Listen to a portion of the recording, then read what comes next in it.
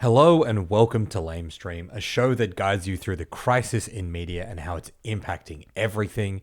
I'm Osman Faruqi. I'm here with my co-host Scott Mitchell. Scott, how are you? I'm really well, Oz. I think we're going to see each other very, very soon, which is exciting. In person, hang out, see what that's like. So you can't forget the experience of, sharing a beverage, sharing a meal with me. I can't let you forget. How are you doing? How could I ever forget?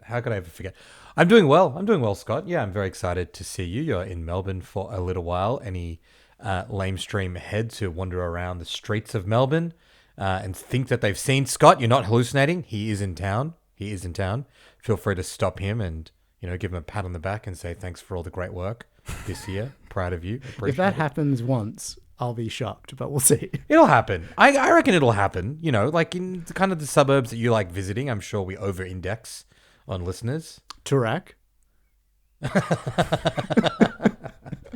Maybe not Turak. Scott, there's been some big news in the world of museum heists. So one of my favorite topic tags, museum heists. Clicking that. The people allegedly responsible for the Louvre heist have now been arrested by French police. So a quick recap on this story. A bunch of robbers broke into the Louvre in broad daylight, managed to escape with nearly 100 million euros worth of jewels. It was the first robbery at the Louvre since 1998. 6 people have now been arrested. French prosecutors claim it's actually not some kind of like organized criminal network or gang, just a bunch of petty thieves who pulled it off, and the first ones were arrested on their way flying to Algeria. The suspects are in custody, but no one seems to know where the jewels are. So the French authorities have not been able to claim the jewels yet.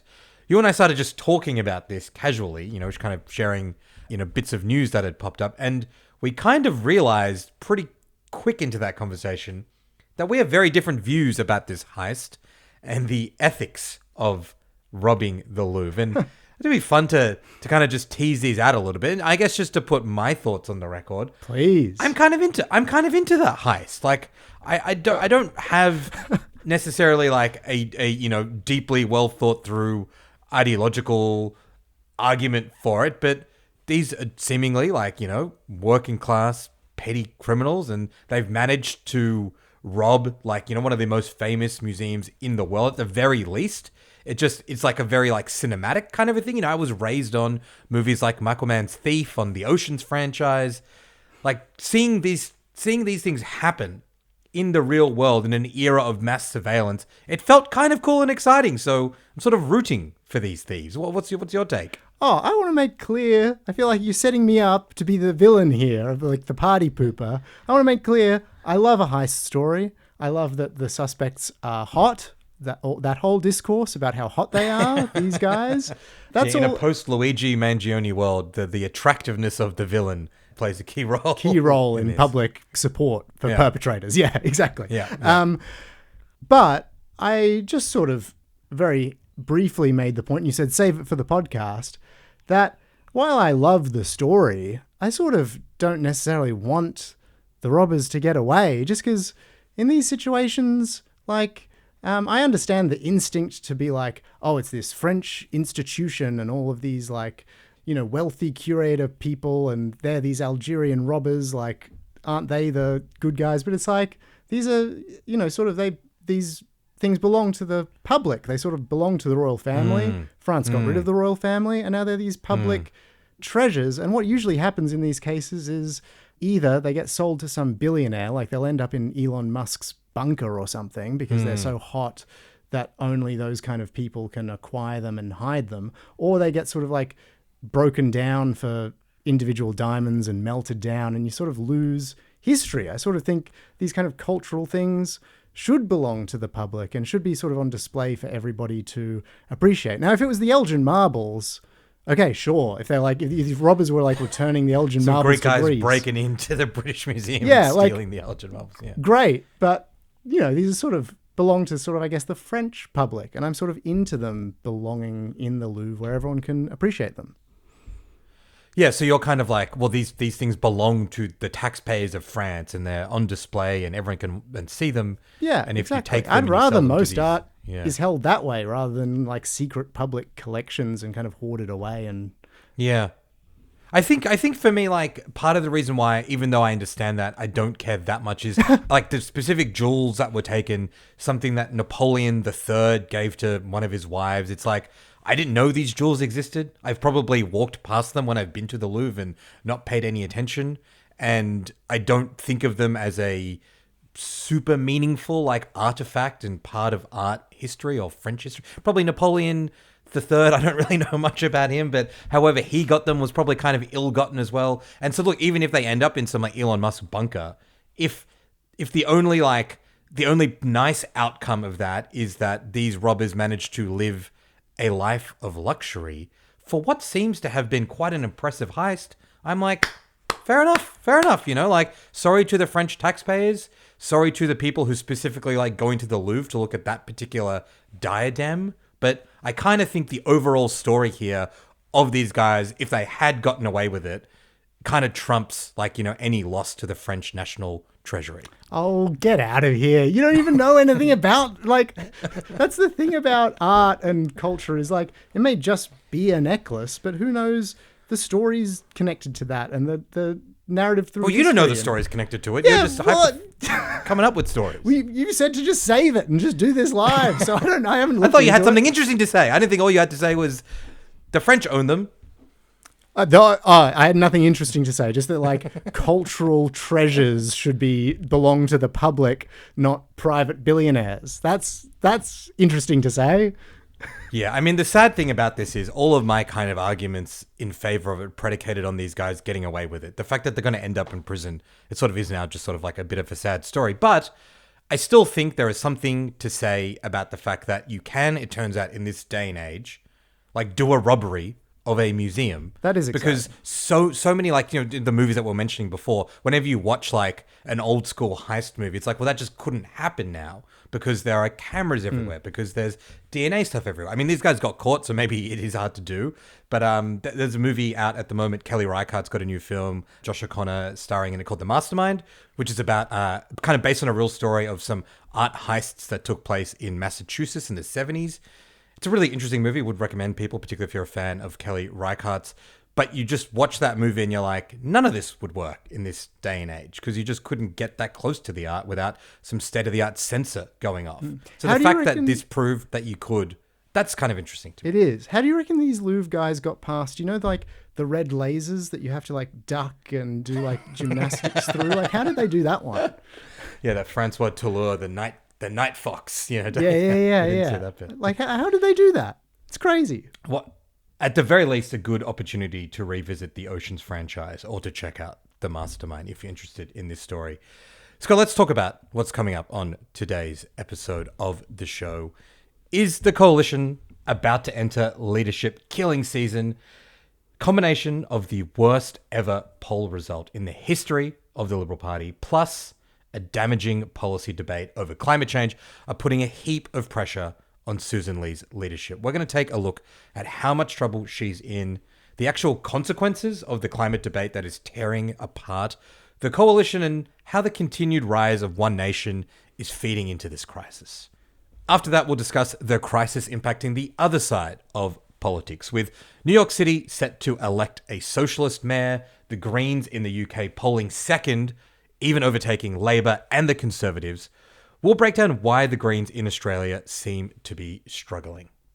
And we've got a stacked keeping tabs this week, Oz. We're going to look at the curious choice that the Australian Financial Review made in awarding some of the most innovative companies of the year, and look at a New York City mayoral candidate who has some hot takes on Sydney and ended up in our media. Sydney mentioned. We love it when Sydney is mentioned. Plus, got why one of my favorite US journalists quit the New York Times and what he said on the way out, and how the Age's coverage of the Melbourne Cup this week was brought to you by one of Australia's biggest gambling companies. And just a reminder, the best way to support our work on this podcast, to get access to our newsletter and all of our articles, including breaking news, exclusives, and analysis, You can subscribe at lamestream.com.au. All right, Scott, let's get into it. It's fair to say that Susan Lee hasn't exactly had a great run as Liberal Party leader. No. Despite the fact that the government that she's trying to oppose isn't exactly bold and energizing, she has failed to land any real blows. And every time she tries to take a swing, she misses. And it's evidenced by last week's bizarre Joy Division fuck-up that we spent a bit of time getting into. This week, things got much worse for her. The coalition recorded its worst ever result in Newspoll, recording just 24% of the primary vote. Susan Lee's personal approval rating is negative 33%. Oof. That is dire, dire stuff. And at the same time, she and the Liberals are struggling. One Nation recorded its best ever result. They're on 15% of the vote in Newspoll, to the same level that they are on in other reputable polls as well. These numbers are terminal for the party. They would lose a swag of seats, both to Labor and to One Nation, on these figures. And to make matters worse for Lee, she's got challenges for the leadership on all sides. Angus Taylor is keeping his powder dry. Andrew Hastie is on the backbench, biding his time, seemingly waiting for the right time to strike.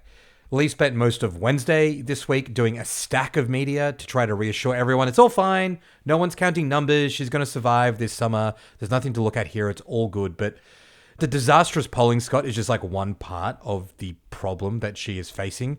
Also this week, the Nationals decided to throw a bomb and announce they were no longer supporting the climate policy of net zero. And that's just really ramped up the pressure that Lee is under at the moment. Yeah, it's been a terrible week for SS Oz. It's maybe the worst week since she became leader. Climate and energy has always been this huge divide in conservative politics that's tricky for any leader to navigate, because on the one hand, you have like a lot of big corporates, inner city, wealthy voters as well, who believe in climate change and are actually sort of on board for a certain kind of corporate, doesn't hurt the bottom line kind of climate action.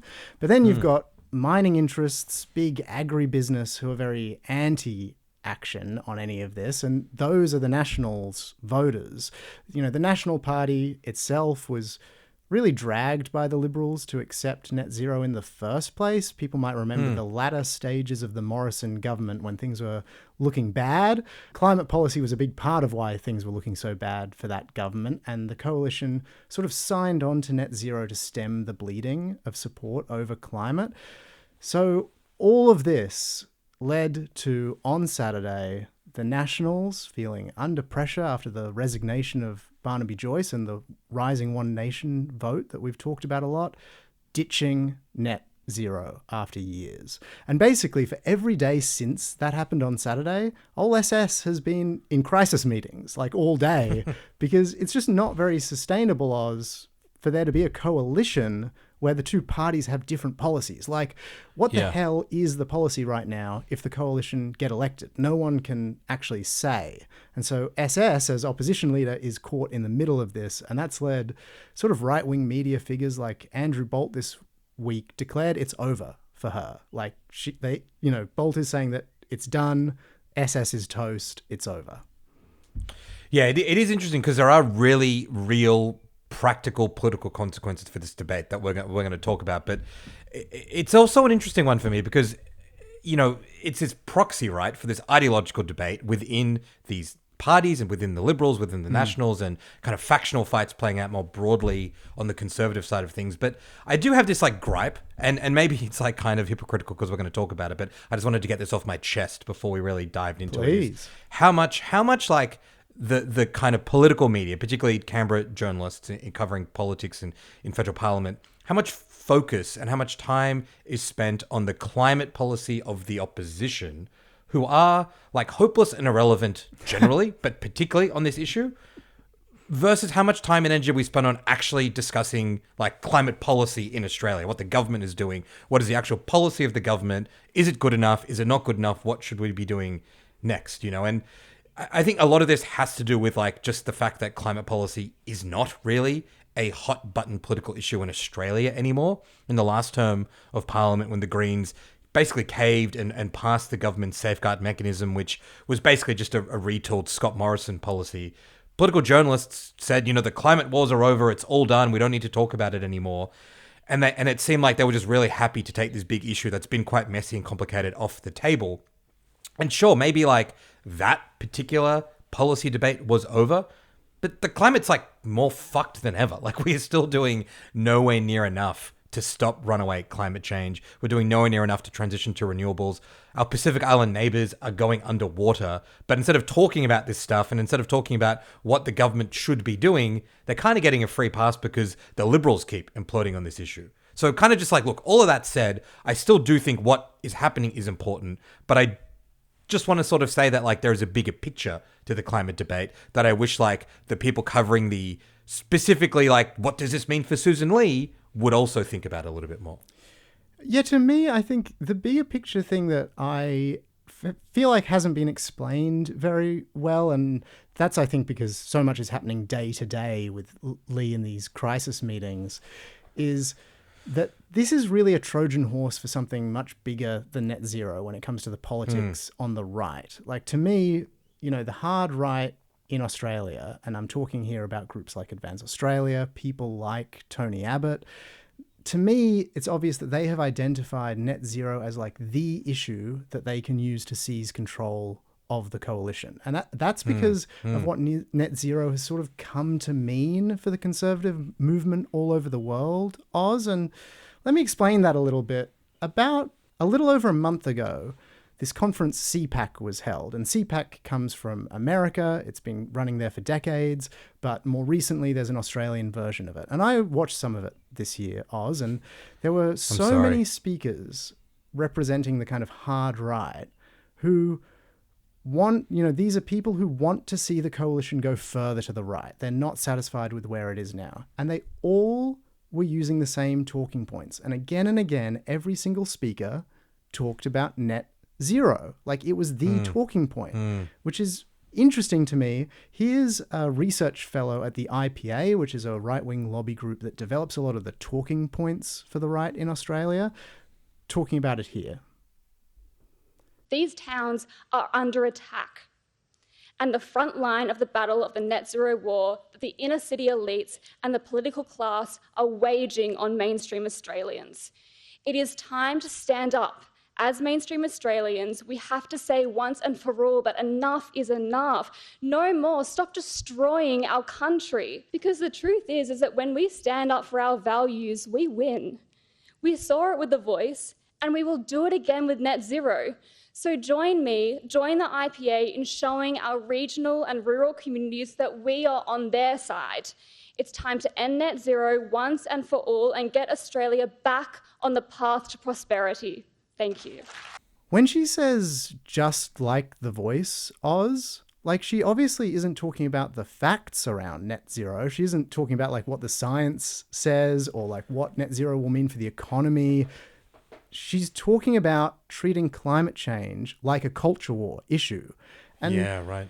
Like, so why is it that people like this, the IPA, Tony Abbott, Jacinta Nampijinpa Price, who all said sort of similar things, why do they think that that approach on net zero is their ticket to getting more power over the coalition? My theory is basically like, and tell me what you think of this, Oz, like saying you don't believe in climate change these days kind of marks you out as a bit of a dinosaur. Like the media are quite attuned to that and how ridiculous it is. But you can say you're anti-net zero and you believe in climate change. You're just like against all this spending money on bloody renewables. It's all a waste of time. So like you can create the illusion that you're sort of within mainstream discourse through that framework. But at the same time, Oz, it allows you to nudge and wink at the actual far right. Like you can talk about the global elite pushing net zero. You can talk about the evil UN. You can rail against governments who are taking away our cars and our gas stoves and say that it's taking away our freedom, which is a whole discourse inside the far right about how sustainable cities and reducing cars and things are all like a New World Order plot to like stop us from leaving our homes and things. And so you can nudge and wink at the far right while kind of maintaining a respectability in the kind of political like quote unquote normal center. But the crazy thing about that to me is what it actually means is you're like, I'm fine with cooking the fucking planet. Who cares? Yeah. I believe in Yeah. climate change, but let's not do anything. Let's cook the fucking planet. Like, is that normal center? But I think that is why they've identified it as the thing to oust SS. Yeah, I think you're right. I mean, I think you're spot on that, like, hearing you break it down like that makes a lot of sense. It's this way of saying, well, look, of course, climate change is real. It's just crazy that Australia should commit itself to net zero when the rest of the world isn't doing anything. But as you say, in practical terms, what does that actually mean? It just means Australia shouldn't do anything. And you can only really get away with this sleight of hand if you've got the dumbest press gallery in existence, which thankfully for these people, Australia does. Because the obvious question should just then be like, cool, so what are you going to do? Like, it's one thing for you to say you don't want net zero, but what are you going to do? And like, I saw Andrew Bragg, who's like one of these moderates who's trying to like prop up some vague commitment to climate change because he's just seeing the Liberals lose all these seats in metropolitan areas. He was like, well, look, we might not hit net zero by 2050, but we could get there by 2070, 2080. Like, at what point do journalists just say, are you fucking kidding me, bro? Like, is your policy to do something in 50 to 60 years? But they can kind of just like talk around it because, as you say, they've figured out this configuration of language that diffuses the climate debate, i.e. is climate change real, and now makes it this technical one. And they're kind of getting away with it, which is pretty interesting. I mean, what it means for Lee is still a bit TBD, but I think you're exactly right. That is like the fundamental political battle in terms of what's going on here.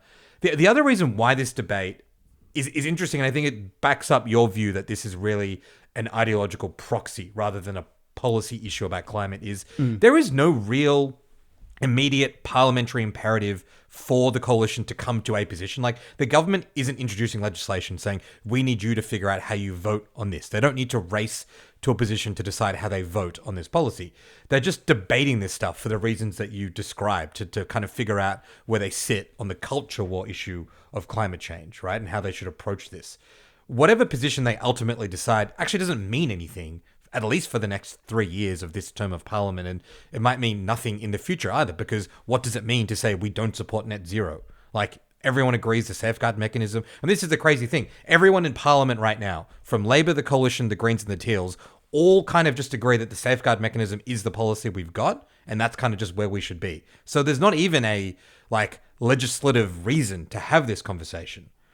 But, and this again goes to, I think what you're elucidating with the CPAC stuff is, it defines where the party sits on the right-wing ideological spectrum. Yeah. Right? And that's what brings us back to Susan Lee. It's what brings us back to the coalition's terrible polling. It brings us back to the rise of One Nation. And the reason why I think, Scott, the Nationals were the ones to fire the gun on this, even though there are these liberal figures who are fighting this battle as well, they're the ones that are the most vulnerable to the rise of One Nation, who don't believe in climate change, who definitely don't want anything in terms of net zero. It's in the regions where One Nation posed the biggest threat to the coalition. Ironically, in the cities, the threat to the Liberals is from Teal independents who do want more action on climate change, which is kind of like their dilemma. So for the Nationals, the net zero thing is a way to say, look, we're crazy and far right. Don't worry about voting for One Nation. We also don't really think this climate change thing is real, but we've come up with this way to say it so the media don't have a go at us. And that sums up the problem Susan Lee's got, because she's got to deal with the Nationals, who are trying to basically outflank One Nation. And either that means the two parties end up with the same position, which is the Liberals also don't believe in net zero, or they split and that makes forming government even harder. So that's her issue with the Nationals. And then she's got to deal with the tensions within the Liberal Party, like people on the right, like Andrew Hastie, who also don't want climate action. And then she's got the moderates, as I mentioned, like Andrew Bragg, who want to fend off the Teals in the city. So I actually feel, I don't feel sorry for Susan Lee. I want to be very clear about that. But I do understand the political dilemma that they are in, because they can either keep shifting to the right on climate, on immigration, try to fend off One Nation. There's not really any evidence, Scott, that approach works. Like when center-right parties move to the right all around the world, that ends up just validating the right. And people are like, well, why would I vote for like Susan Lee, who's trying to be far right, when I could just vote for Pauline Hanson and potentially Barnaby Joyce? That's one option available, which I don't think really works. Or they can try and rebuild themselves as a more moderate party and win back those city seats. But as the CPAC stuff shows, Scott, they can't do that because their base is so right wing that they are kind of just like fundamentally fucked right now. Yeah, I think to bring it back to the media and how they've covered this, I think an interesting thing is I've seen a lot about how confident, pleased, and just kind of unassailable Albanese has looked this week. There's been a lot of him cracking jokes in Parliament about how much chaos Lee finds herself in, and challenge, making jokes in Parliament that there are people behind her who want to see her gone, that kind of thing. And he looks very secure. But we've been talking about this whole shift for a while, Oz, on the right. And what we're seeing is the death of the sort of centre-right as a political force. It's happening here. It's happening all over the world. And that is going to mean instability and a kind of reordering of the political chessboard, however that happens, whether it's Hastie taking the old centre-right party further to the right, whether it's One Nation Rising, whatever it is, the chessboard's changing. And I think that uncertainty is actually quite dangerous for Albanese and the Labour Party to navigate. So sort of the assurance of how kind of pleased and confident and jokey Albanese is, I just wonder whether that, turns out to be a bit of a bad omen, and potentially reflected on badly in the future. Because, instability and chaos is not great for incumbents.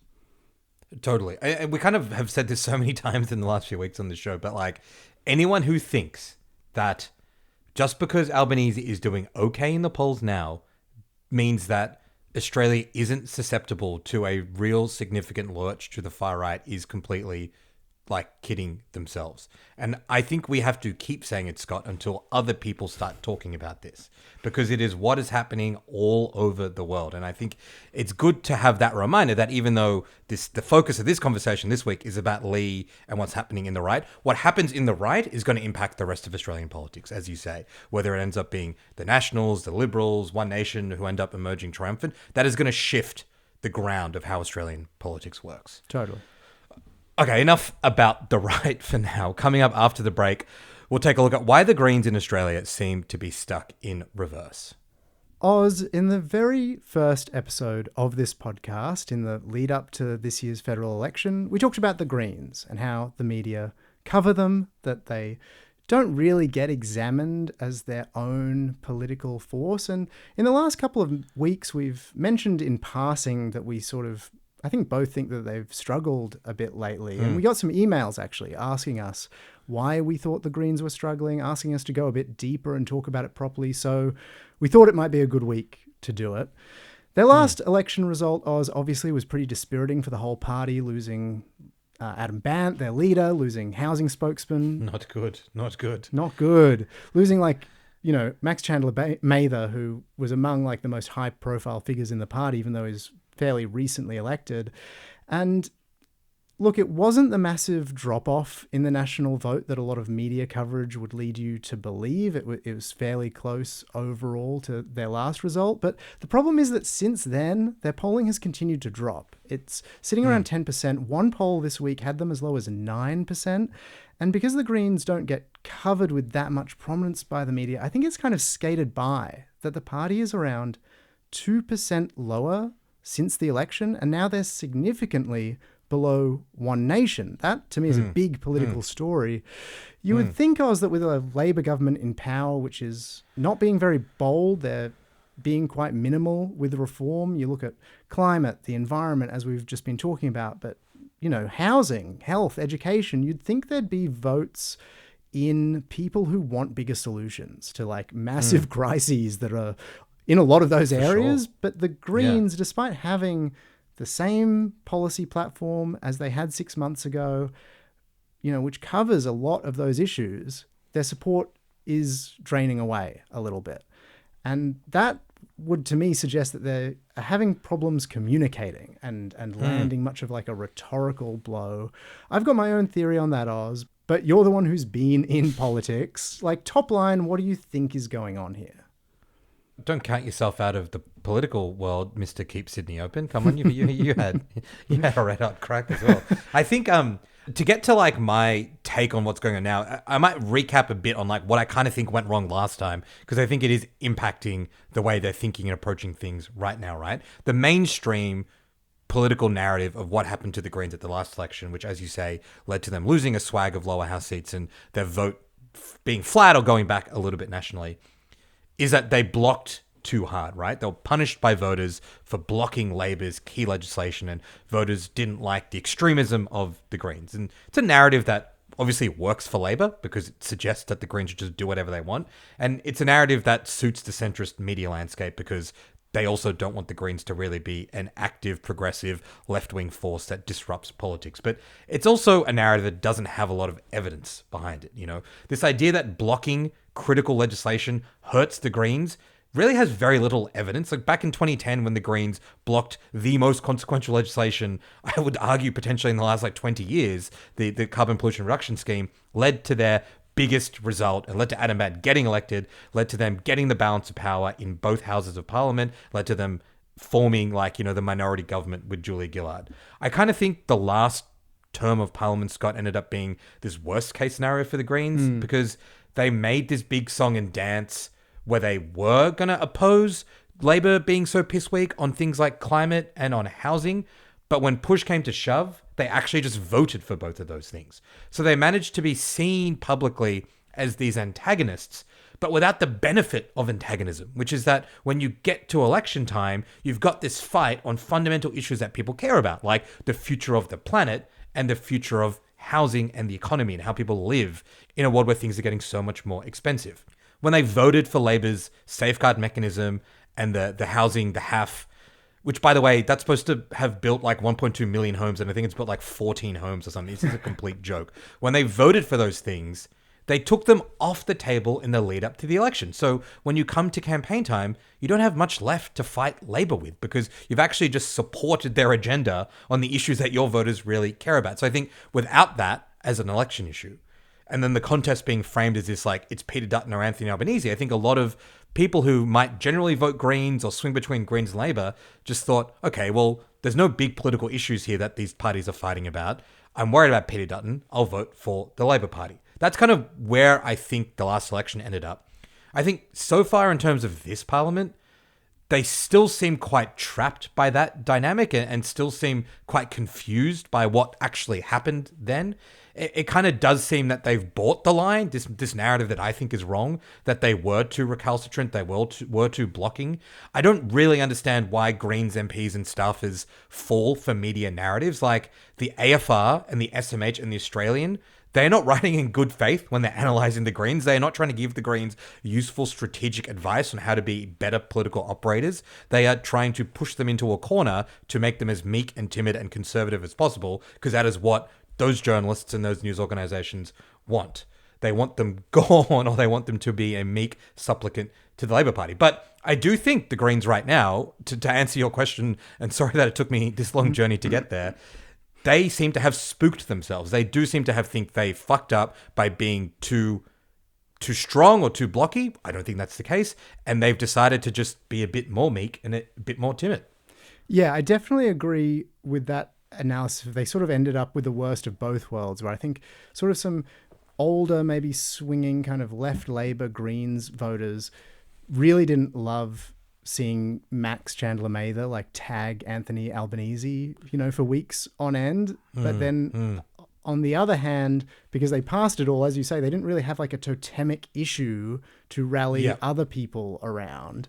To get to my theory of the Greens' struggles, would love to hear what you think.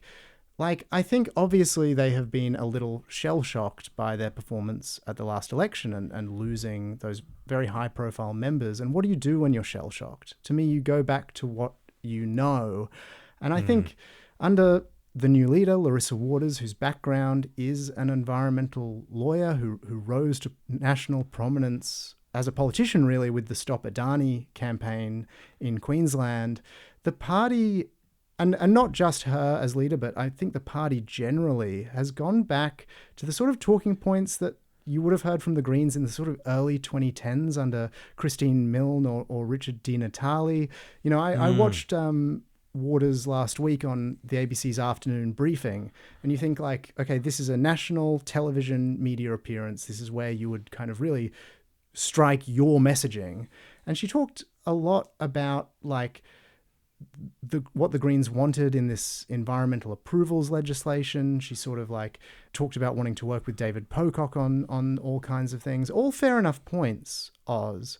But like, it isn't the early 2010s. Tweaks to environmental approvals around the edges, you know, government disclosure regulation just aren't the kind of things that people are going to like sit up and talk at the pub about and like put you front of mind. Yeah, totally. I don't think. And one thing about Bant, you know, for any of his faults as a politician that, you know, maybe the party is kind of trying to unpick, he was pretty canny at pushing the Greens towards making their message about inequality. Like, he would take any issue and pretty much at the end of every soundbite, he would put it back on the government is helping billionaires, not regular Australians. And there is something to be said for moving the party in that direction. And it feels like it's going back, I would say. And I should caveat that criticism by saying, like, I think the Greens since the election, mostly through Maureen Faruqi, disclosures, etc., and David Shoebridge, have made a lot of headway against the government on Gaza that has been very, very important. So much, Oz, of what's on the public record about things like our arms trade with Israel is because of questions that they have asked in committees or in the Senate. And look, it feels a bit glib to say, like, putting that aside, because it's the most, it's like the biggest moral issue of our time. But I think when you are a political party, you do need an overarching narrative about what you want the country to be and what supporters of yours are buying into. And at the moment, that overall narrative just lacks a bit of bite or sort of broad populism.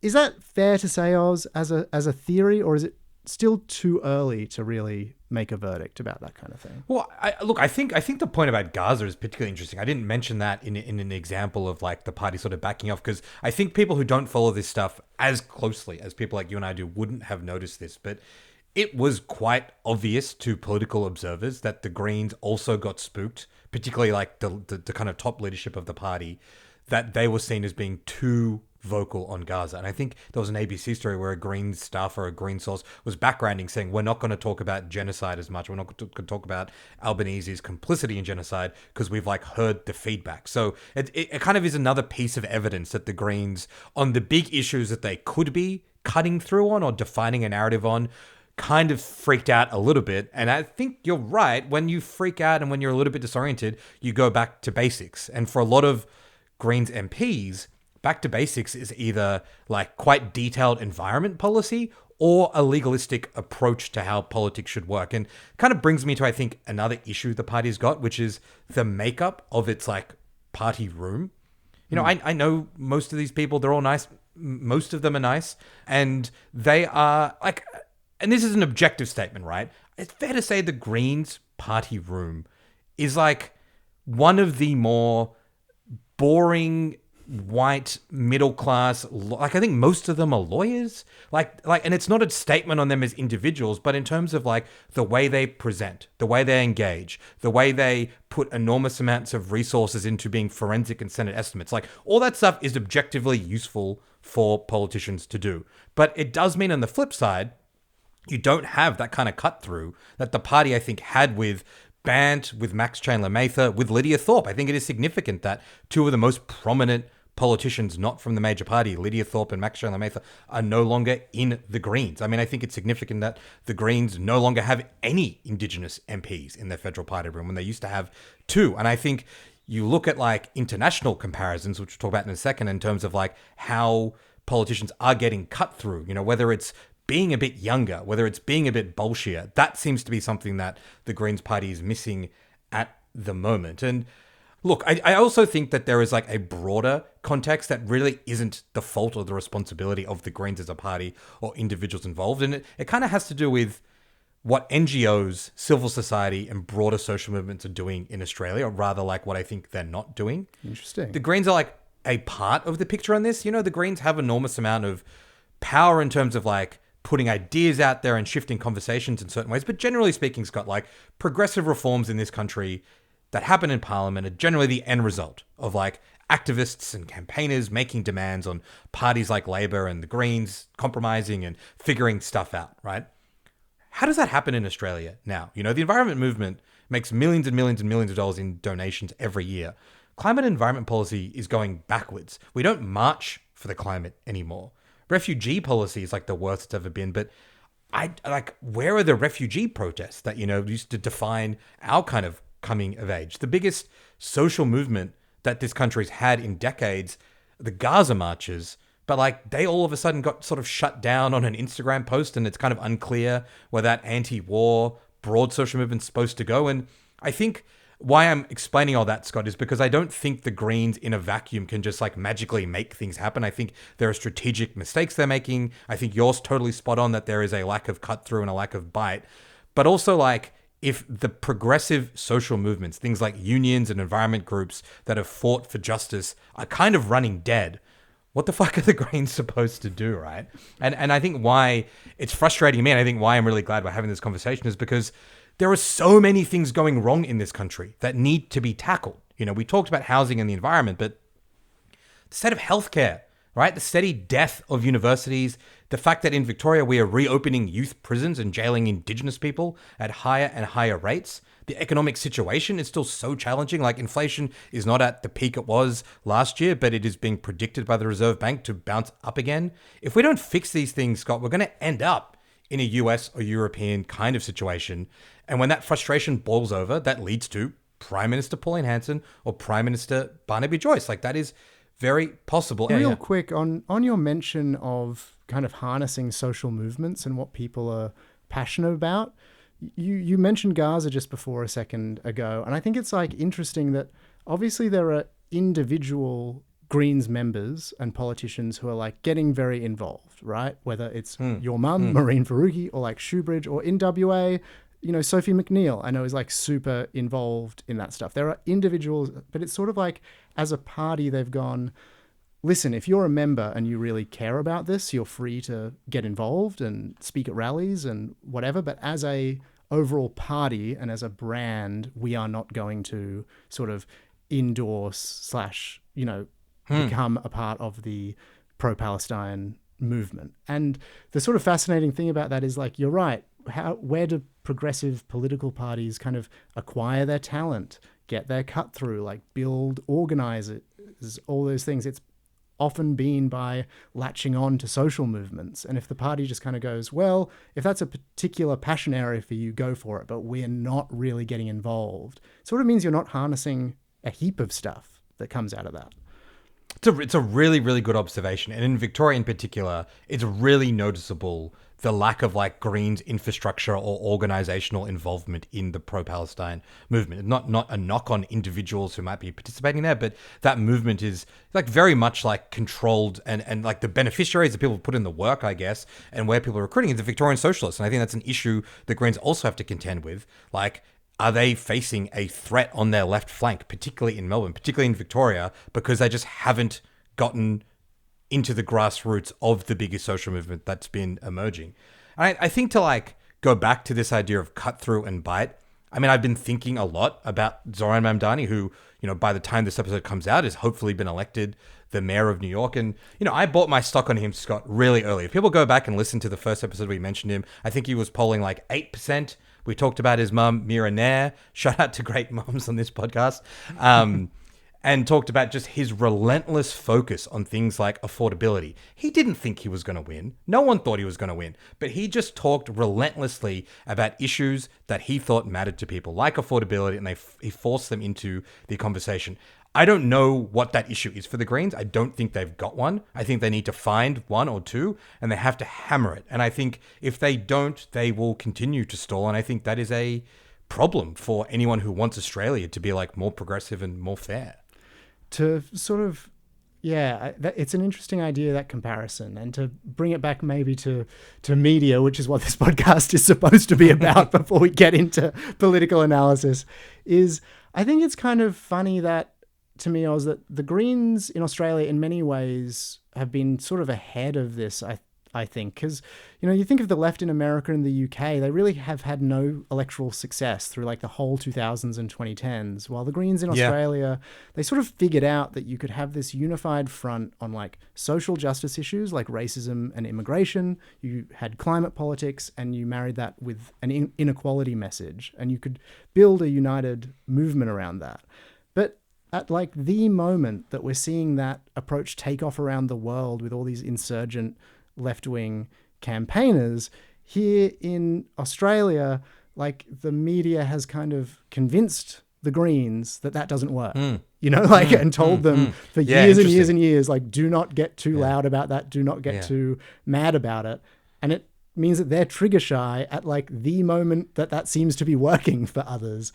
And I just think it's interesting how they appear to have dropped an approach that in many ways they were ahead of the curve on.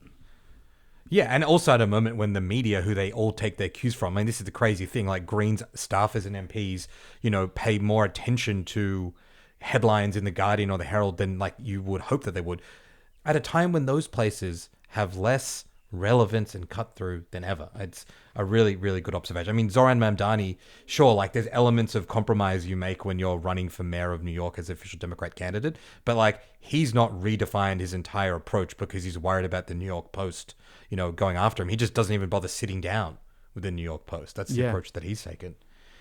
All right, talking about the media, Scott, we're going to get back into, the real stuff that this podcast covers after the break. And Keeping Tabs is going to look at the Australian Financial Review's decision to appoint an interesting little company, one of its businesses of the year, and how The Age turned to one of Australia's biggest gambling companies to help out with its coverage of the Melbourne Cup. Oz, a funny thing that news organizations do from time to time is like a power ranking, or they hand out awards. There's like Times Person of the Year, Crikey do a Movers and Shakers list. And these lists are big traffic drivers. I personally love them, but they are kind of funny and put news organizations in a weird position, because news organizations don't usually definitively declare this is the best person at this thing, or this is the best company. And it's slightly odd. Now, an eagle-eyed, very smart listener drew my attention to the Australian Financial Review, which last week ran its annual Most Innovative Companies list. Where was Lamestream? Not listed. Boo. I know. And look, Most Innovative Companies doesn't exactly sound like People Magazine's Sexiest Man Alive, Oz, but I promise this does get interesting for both you and our listeners. Do you have thoughts on Jonathan Bailey being the sexiest man alive for People Magazine? I did see that. What do we think of that? He seems nice. So in the government, education or not-for-profit category, the AFR gave the award to this little Australian startup called ChatStat. Now, what does it do? Well, it protects kids by using AI. Parents can sign up, hand access of their kids' social media accounts over to this company, and their AI scans for disturbing patterns of content and alerts parents. The AFR sort of explains this includes eating disorders, radicalization, suicidal ideation, hate speech, toxic culture, bullying, all those kind of things, and parents get alerted to it.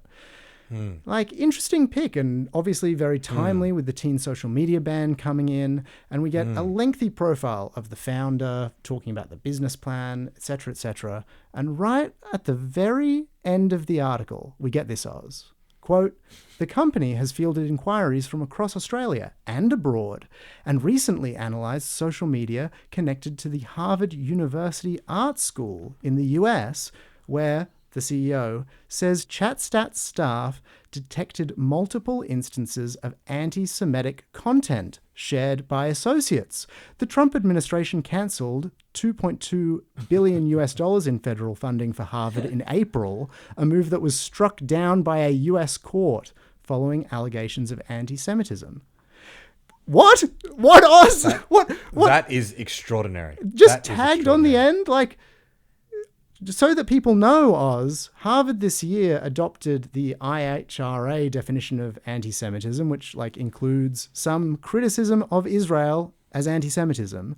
The AFR, rather than find out that this plucky Aussie startup is using AI to scan the socials of researchers at Harvard for violations of that. Instead of investigating that, like, what did it find? Were these people treated fairly? Was it anti-Semitism? Like, what, or was it criticism of Israel? They give them this glowing write-up and an award. Like, what happened to these researchers? Did they get fired? Like, how is a Queensland startup involved in Trump's war against pro-Palestine protest? What the hell is happening? That is crazy. This is like this Australian company being celebrated for like innovation seemingly is intimately involved in Trump's kind of McCarthyist crackdown on what is going on at universities. Like, this guy is trying to change the rules of universities to get them to expel local and foreign students for what they say on Palestine. They're canceling visas. They're deporting people. They're threatening funding. And to have that buried at the bottom of this is quite extraordinary. I mean, it's a fascinating story in and of itself. It'd be interesting to profile this company and find out exactly what they're doing. And also, you know, these debates around the IHRA definition of anti-Semitism are prominent in Australia. You know, Gillian Siegel's anti-Semitism report wants us to kind of codify them as well. So will they do similar stuff in Australia? Are they doing similar stuff in Australia? This raises a lot of deeply concerning questions and issues, Scott. Well, we congratulate Chatstat on the award from the Fin Review. Great choice from the judges. And Oz, you mentioned the New York City mayoral race. I just wanted to quickly mention a pretty funny media moment where the race touched on Australia. Oz, you know this candidate, Curtis Sliwa, you across him? I am deeply, deeply across Curtis Sliwa. Yeah, so the guy he's like, who says he doesn't drive taxis because he got shot at by like New York gang members in the 80s or something. Oh my God. So yeah, he's the Republican candidate in this race, like talkback radio host. He is running on a big law and order campaign, and he gets around in this red beret, which is part of the uniform for this volunteer crime prevention brigade that he set up called Guardian Angels. But like the context is that because New York City is so deeply Democratic, he's really not in the race. He's really a sideshow. He's distant third behind Mamdani and Andrew Cuomo. And that means that even though he's very, very right wing, all these like American lefties online have been kind of liking him and putting these memes out, and like all of his wacky antics are becoming quite entertaining, because really his effect in the race is he's draining votes from Cuomo and making it more likely that Mamdani wins. Well, Oz, this week, completely randomly, Jesse Noakes, who I think we've actually both worked with, independent journalist from West Australia who does like a lot of reporting on mining and Indigenous communities, Jesse Noakes, randomly scored a face-to-face interview with Sliwa, who even more bizarrely, you watch this interview, Sliwa reveals he's been to Australia, not just Australia, but specifically to Parramatta. Here was his review of visiting Parramatta. But I hate Vegemite with a passion. I was in Sydney, and I was invited to set up Guardian Angels in Parramatta. Right. Took me an hour to get all the way out to the suburbs. I go, how bad could it possibly be? Yeah. And then when I walked around, I said, whoa, they got gangs here. What's New York City going to look like under Curtis Sliwa as mayor? Oh, we're back to the old basics of Rudy Giuliani law. Incredible, Oz. How good's that? Amazing. Great to have Parramatta mentioned in an interview taking place on the New York subway. Great to hear it in a New York accent that strong. I've never heard a New Yorker say Parramatta like that. And this got a write-up in the Sydney Morning Herald, Oz, from Noakes' Instagram, and they wrote it up as, "They got gangs here. How Sydney got caught up in New York's mayoral race." The piece had a very fun lead paragraph, which I do have to applaud. It started, "Compare the two great cities of our age, New York and Parramatta." Absolutely. Here. Love that. Great stuff. But I just love seeing this getting written up, Oz, because I feel like if there's one thing the Australian media love more than like whipping up our fear of gang crime, it's Australia getting noticed in any way at all by Americans. Yeah. Like, I love how like suddenly it's like we take a brief pause in our regular scheduled coverage of the terrifying gang epidemic that's destroying our cities and could kill you to say, finally, Sydney gangs being recognized on the international stage. We can mix it up with the best of them, baby. It's sort of like, to me, like the moment that Russell won the Oscar, Oz. It's sort of like these gangs they're mad bastards, but they're our mad bastards, and we're proud of them. How good is it to see Yeah, New Yorkers talk about them? I felt weirdly like proud, you know. I was like, Curtis Lewa is a crazy guy. He's a complete lunatic, but you know, the fact that he knows Parramatta is kind of interesting. I guess it's just a function of being an Australian, right? Like we ultimately are this like dinky die country, the bottom of the world that has a tiny population and no one cares about anything we do. So when a guy in a race that I'm like paying a lot of attention to gets interviewed by a guy that you and I know, and it ends up all over the media, and he's talking about gangs in Parramatta, that's funny. That's cute, you know? Yeah, totally. And shout out Jesse Noakes' Last Place on Earth on Instagram, where that interview was. Follow it for some great stories from WA. And I hope Jesse picked up a beret from Curtis Lewa. He'd look good in one of those. I want one of those. A couple of tabs I've been keeping, Scott, before we wrap up. So Melbourne Cup was on Tuesday. It's always interesting, this debate, you know, like how much do people care about the Melbourne Cup these days? The hot take this year seemed to be that like in our new post-woke era, like no one cares about Nup to the Cup. Like horse racing is back. I don't know about that. Like I didn't really detect any kind of like massive upswing in interest in the Cup. My sort of 2 cents on it is, you know, 10 years ago when the Nup to the Cup stuff started, it was new and it was a real attempt to push back against, you know, this part of Australian culture that had gone unquestioned for so long. Now people are just like, you either do it or you don't do it. You don't really need to like yell at people or post about it a lot. Yeah, but totally.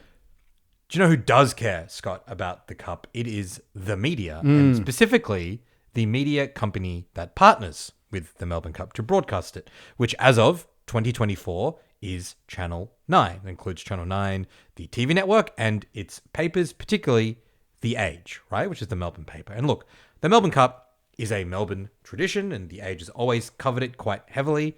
This year, though, there was an interesting new development that I observed.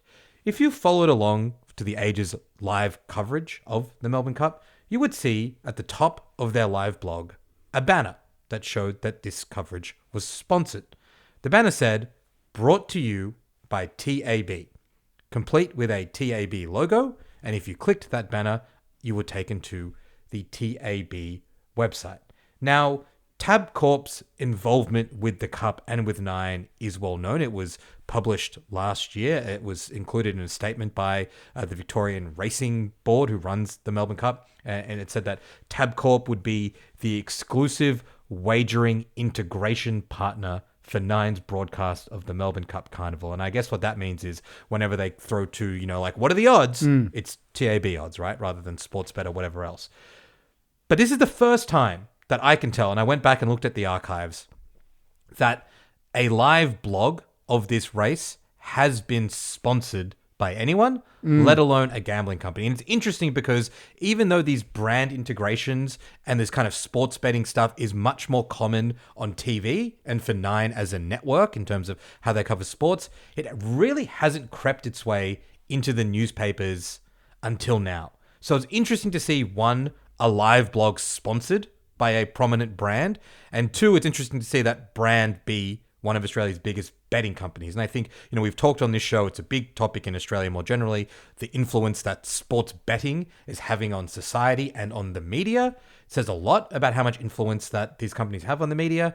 It's going to be one to watch, I think, Scott, because it feels like a pretty significant development that I just didn't want to go unremarked. Yeah, I think, you know, as sort of gross as sort of I personally find like the integration of betting in the broadcast coverage of sports, I feel like there's always been a sort of expectation that news coverage, be that newspapers or like the news bulletins or whatever, that news coverage of the race would kind of maintain a healthy skepticism and coverage of the entire discourse around the race, right? Like whether it's animals being killed or whether it's like the ills of gambling or all those kind of things, and cover, yes, the result, but talk about the other news elements of the Cup. And you just worry that if brands are buying not just like ad space, but like actually sponsoring like the blog or something, is that a handbrake on like editorial independence to like interrogate those issues? And there's a reticence to put criticism up on the blog if it was like a record number of horses got killed this weekend. Yeah. Would, you know, they'd be like, great, yes, that's the lead of the blog. if Tab Corp's the sponsor. Yeah, and I think I think totally, and I think also just remains interesting that as the conversations politically and I think like kind of socially keep stepping towards like we probably need less gambling advertising in every aspect of our society and our media. Media companies are like, how do we get as much in as possible, including flogging off our live blog coverage to Tab? Pretty interesting there, Scott. And the last thing I just wanted to mention, kind of like sad and positive news from the world of US media. One of my favorite journalists in the US for the last few years has been this guy, Ested Herndon, who's been a New York Times journalist for a long time. He launched a podcast in 2022 called The Run-Up, which is sort of like a real gonzo look at how regular people think about politics in the lead up to the 2024 US federal election. That podcast was one of my favorite things to listen to. It was really good, interesting, compelling, kind of like, I think he called it like This American Life Meets the Daily, like narrative journalism, looking at how people, rather than politicians and journalists, think about politics. And has always been a great writer. He announced a couple of weeks ago, after completing a Zohran Mamdani profile, funnily enough, that he was leaving the Times. And he is joining Vox as an editorial director and working on some video and podcast projects there. Now, why I'm bringing this up is, one, I just want to tell people about Ested Herndon. I think he's an interesting guy and you should check out his work. I think the stuff at Vox is going to be good. But on his way out, he did an interview with a podcast that you and I love called The Press Box. And it, as far as I can tell, is the only place where he's actually discussed what the tipping point was for him at the Times. And he talks a lot in general terms about like, you know, the Times leadership, the culture, their commitment to certain forms of journalism. But he talks very specifically about the coverage the Times gave to accusations of sexual assault that occurred on October 7. The Times did this big investigation that attracted an enormous amount of criticism from journalism academics and from journalists within the Times, because it seems like a significant chunk of the journalism was outsourced to pro-Israel, like Israeli documentarians and figures who didn't really have an experience in journalism, didn't really meet the standards of the Times. And he talks about how he was involved in newsroom conversations around that and basically was left very unsatisfied and unfulfilled by the way that the leadership of that paper was covering this issue and responding to concerns. And that was a moment that he realized he's got to get out of this place. Just think that's really interesting, Scott, given like the genesis of this podcast, a lot of the things that we talk about.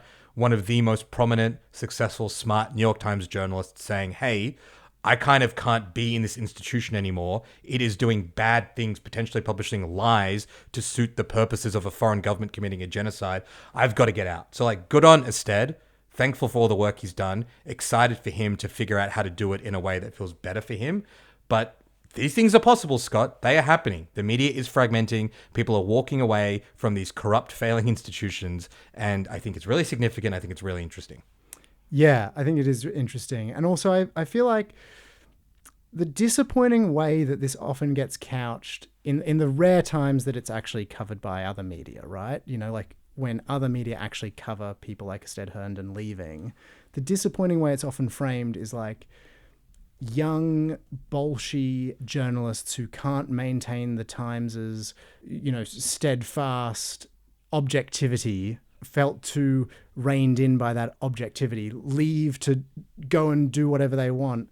Whereas actually you look at most of these cases and what these people actually say, what Ested Herndon is saying is that the Times has failed to live up to its own editorial standards. Yeah. It has failed to check and make sure that what it's printing is truthful. Like, the people speaking out and leaving are often the ones trying to maintain the standards of these institutions as the institutions go backwards and fail them. And just, I wanted to point that out because I feel like the characterization of so many young journalists who have decided to leave big institutions and go their own way or join, you know, newer upstart media organizations always gets framed that way. And it's tiring. Yeah, he had a really good quote on that, actually, where he said, you know, like the New York Times is considered the paper of record in America. It's like, paper of record has to be earned.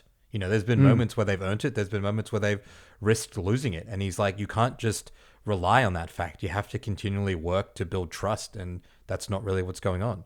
But yeah, really excited to see what he does next. And Yeah. I'm sure we'll talk about it when it launches. That is it from us for this Thursday. If you enjoyed the show, we'd love it if you could leave us a review or share it with a friend. You can email us questions or tips at contact@lamestream.com.au, and you can subscribe to support our work at lamestream.com.au. Thank you to our producer Bez, our researcher Izzy, and our video producer Schwen. Scott, looking forward to seeing you in the flesh, and I'll see you back here on Monday. See you Monday, Oz.